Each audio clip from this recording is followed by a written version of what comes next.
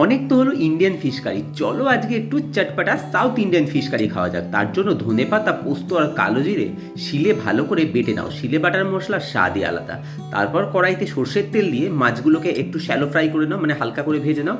নিয়ে সেই একই তেলের মধ্যে কারি পাতা, সর্ষে আর শুকনো লঙ্কা ফোড়ন দিয়ে কাঁচা আম চিড়ে চিড়ে ছোট ছোট টুকরো টুকরো করে কেটে দিয়ে নুন, আদা বাটা আর রসুন বাটা দিয়ে ভালো করে কষে আসলেই তার মধ্যে কাঁচা লঙ্কা বাটা আর ওই বাটা মশলাটা দিয়ে ভালো করে কষতে থাকো। মশলা কষা হলেই তার মধ্যে হলুদ আর ধনে গুঁড়ো, এতে কিন্তু জিরে গুঁড়ো দেবে না, দিয়ে ভালো করে কষে নিয়ে তার মধ্যে পুদিনা পাতা বাটা অ্যাড করে দাও 2 চামচ। পুদিনা পাতাটা পরে দেবে কারণ গন্ধটা যাতে তরকারির মধ্যে থেকে যায়।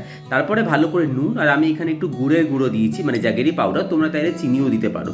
দিয়ে তার মধ্যে কেটে রাখা ঝিঙে দিয়ে মাছগুলো দিয়ে ভালো করে ফুটে গেলে একটু ফ্রেশ ক্রিম দিতে পারো, এটা অপশনাল। রেডি হয়ে গেল আমার সাউথ ইন্ডিয়ান ফিশ কারি। তোমরা আজকেই বানিয়ে খাও, কমেন্ট করে জানিও কেমন লাগলো, আর চ্যানেলটা সাবস্ক্রাইব করে দিও। টাটা।